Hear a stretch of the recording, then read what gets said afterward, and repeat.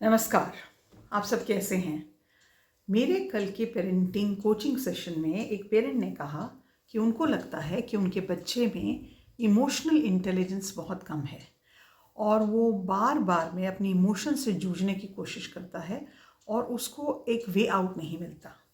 तो आज के वीडियो में मैं आपसे 5 ऐसी इमोशनल इंटेलिजेंस को बढ़ाने की प्रैक्टिकल स्ट्रैटेजी शेयर करूंगी। देखिए, हमारी ज़िंदगी में एक तो वो हिस्सा है हमारी ज़िंदगी का जिसमें हमें पढ़ाई, एकेडमिक्स, करियर्स उस पे ध्यान देना होता है, क्योंकि वो अगर हम उस सेक्टर का ध्यान रख लेते हैं अपनी लाइफ में तो बड़े होकर एक अच्छा नौकरी, एक अच्छा जॉब, फाइनेंशियल इंडिपेंडेंस मिलती है। हमारी ज़िंदगी का एक दूसरा बहुत महत्वपूर्ण साइड जो है वो है हमारी इमोशंस, हमारी फीलिंग्स। हम अपने आप से कैसे डील करते हैं, हम समाज के साथ कैसे डील करते हैं, अपने रिलेटिव्स के साथ कैसे डील करते हैं। ये इमोशंस हमारी ज़िंदगी में हमारे साथ चलती हैं जब तक हम इस संसार को टाटा बाय बाय नहीं कह देते। अब कहीं पे भी हमें ये सिखाया नहीं जाता कि हमारी जो सोशल नीड्स हैं या हमारी इमोशनल नीड्स हैं उन्हें हम कैसे पूरा करें और उनके साथ कैसे डील करें। और बच्चों को तो ये ट्रेनिंग कहीं भी नहीं दी जाती। हम बड़े हो जाते हैं, हम देखते हैं लोग गाली गलौज कर रहे हैं, झगड़े कर रहे हैं, रोड रेज है, कम्युनिकेशन स्किल्स की प्रॉब्लम है। इन सब की जो गूढ़ कारण होता है हमारी इमोशनल इंटेलिजेंस पे हमने ध्यान नहीं दिया या उसको डेवलप नहीं किया। तो आज की पहली प्रैक्टिकल स्ट्रैटेजी जो है, जिसके लिए मैंने ढेर सारे नोट्स लिए हैं, वो ये है कि अपने बच्चे को अपनी इमोशंस को एक्सप्रेस करने के डिफरेंट वे सिखाना। एक तो डिफरेंट वे सिखाने का बच्चे को ये है कि उसकी हम इमोशनल वोकैबुलरी बढ़ाएं। अगर हम बात करते हैं फ्रस्ट्रेशन की तो बच्चे को क्या आता है?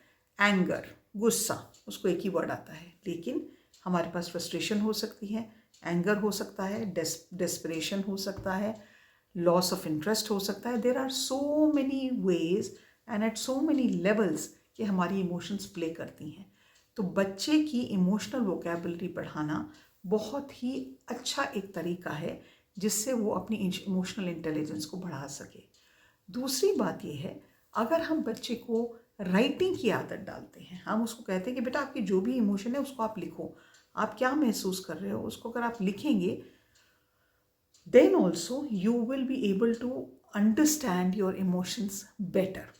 एक और प्रैक्टिकल स्ट्रैटेजी ये है कि बच्चे जब अपनी इमोशंस को एक्सप्रेस करने में असमर्थ हो रहे हैं तो उनके लिए एक घर में चेयर होनी चाहिए और उनको बोलो बेटा आप इस चेयर पे बैठ जाओ, और जब आपको थोड़ा आपका माइंड शांत हो जाए और आपको समझ में आए कि मेरे साथ क्या हो रहा है, तब आप आके मुझे बता सकते हैं।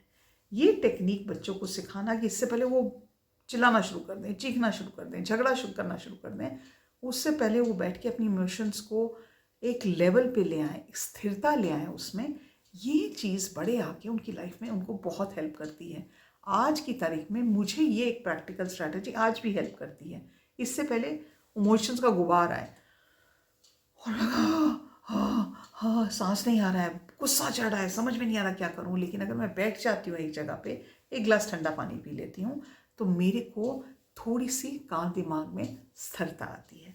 सेकेंड प्रैक्टिकल स्ट्रैटेजी वो ये है कि आप बच्चे के लिए एक फ्रिज के ऊपर एक इमोशनल चार्ट बना सकते हैं। उस इमोशनल चार्ट में आप उसको फीलिंग्स डिस्क्राइब कर सकते हैं, इमोशंस डिस्क्राइब कर सकते हैं। एंगर की इमोशन, लव की इमोशन, केयर की इमोशन, अंडरस्टैंडिंग की इमोशन। और जब बच्चा कोई भी फीलिंग एक्सप्रेस करने की कोशिश कर रहा है, उसको समझ में नहीं है, उसका एक रेडी एक चार्ट है, मम्मा ये देखो फ्रिज में ये वाली जो इमोशन है ना, मेरे को वो I am going through that emotion. पापा आई थिंक इस वक्त मेरे को इस इमोशन की ओवरवेलमिंग फीलिंग हो रही है। So when you explain the child that as a human being emotions are a natural part of life, but emotions के बारे में जानना, उन्हें डील करना एक इंसान होने का बहुत बड़ा एक हिस्सा है, और आपको वो टूल्स और स्ट्रैटेजीज अपने बच्चे को देते हैं, तो automatically the child becomes emotionally more intelligent. आज की रिसर्च में बहुत ज़्यादा ये आ रहा है, और मैंने ये टेक्निक अपने कितने सारे पेरेंट्स के साथ अपने 1-to-1 कोचिंग सेशन में शेयर की है, और वो ये है एक टेक्निक कॉल्ड माइंडफुलनेस। इसको मेडिटेशन भी कहते हैं, माइंडफुलनेस भी कहते हैं, ध्यान भी कहते हैं। अगर हम अपने बच्चों को ये सिखाएं कि जब उनके लाइफ में कोई भी चैलेंजेस आते हैं, चाहे वो एग्ज़ाम का स्ट्रेस हो, बच्चों के स्ट्रेस तो बहुत छोटे छोटे होते हैं, पीयर प्रेशर हो, बुलिंग हो, वो शांति से बैठ जाए और सिर्फ आंखें बंद करके उसको 5 मिनट बैठना है। मेडिटेशन हम एक वर्ड यूज़ करते हैं, हम मेडिटेशन के बारे में उसको बहुत कॉम्प्लिकेट कर देते हैं। एक जगह किसी ने मुझे कहा था, मेडिटेशन वो समय है जब मैं बात कर रही हूँ चुपचाप और मैं भगवान की बात को सुन रही हूँ।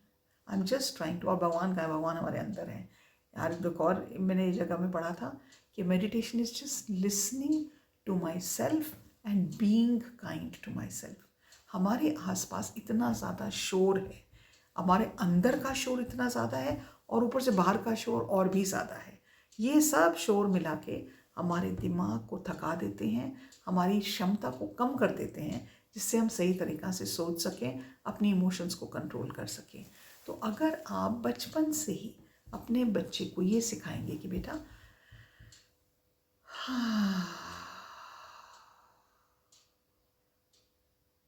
एक गहरी सांस लो और शांति से बैठ जाओ,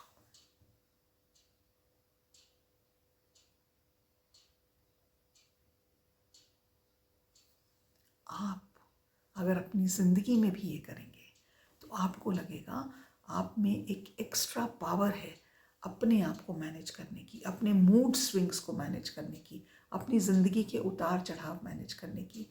हमारा दायित्व अपने बच्चों को अच्छे स्कूल में पढ़ाना, उनको उनकी मनपसंद चीज़ें दिलाना बहुत छोटा हिस्सा है हमारी रिस्पॉन्सिबिलिटी का। हमारी रिस्पॉन्सिबिलिटी का सबसे बड़ा हिस्सा ये है कि हम उन्हें कोशिश करके वो सब स्किल्स दें कि उनकी आगे चल के ज़िंदगी में उन्हें जो भी चैलेंजेस महसूस हों वो उन चैलेंजेस से डील कर सकें और ज़िंदगी से हार ना माने। हम ये नहीं कंट्रोल कर सकते, कोई माता पिता कंट्रोल नहीं कर सकता कि हमारे बच्चे की ज़िंदगी में कैसे चैलेंजेस आएंगे।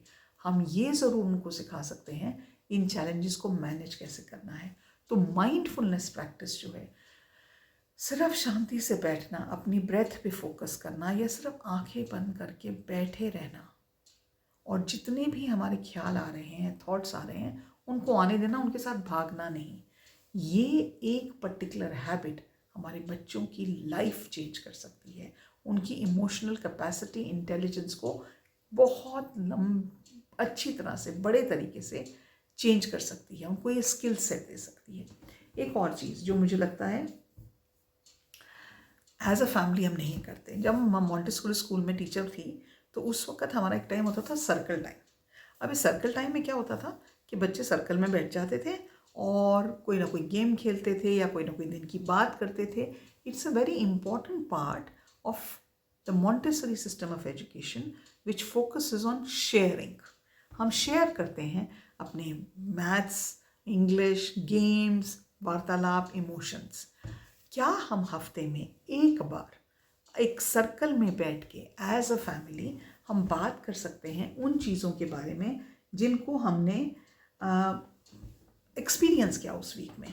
हो सकता है अगर मेरे दफ्तर में कोई टेंशन थी तो मेरे को बहुत स्ट्रेस हुआ, या मेरी कोई डेडलाइन थी उसको मीट करने का।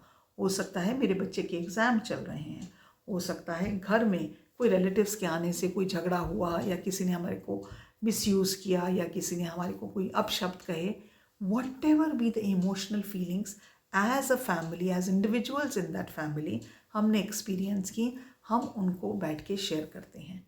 और उनको शेयर करने में हम ये बताते हैं कि ये जब इमोशन मेरे साथ आई तो मैंने उसको इससे इस तरह से डील किया, या जब मेरे साथ उन्होंने मेरे अपशब्द यूज़ किए या मेरे सामने उन्होंने किसी के बारे में बुरा कहा तो मैंने उसको ऐसे डील किया। मेरे ऑफिस में जब मेरे बॉस बिना बात के चिल्लाए तो मैंने उसको ऐसे डील किया।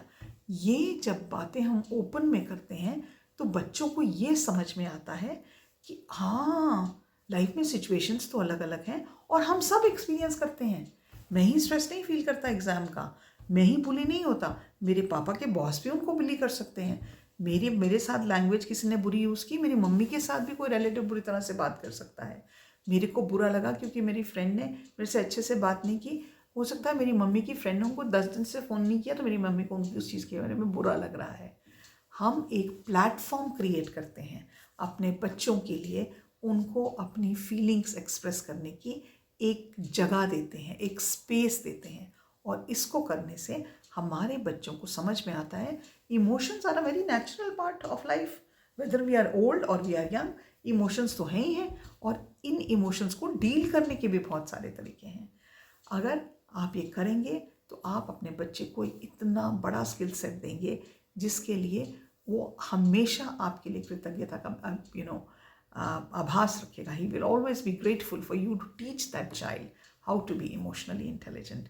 आप मुझे इंस्टाग्राम पे parenting with doctor Nalini Diteja पे फॉलो कर सकते हैं और आप मेरे चैनल को सब्सक्राइब कर सकते हैं और बेल बटन दबा के आपको नोटिफिकेशन मिल जाएगी जब भी मैं एक नया वीडियो डालती हूँ। आज के लिए इतना ही। नमस्कार।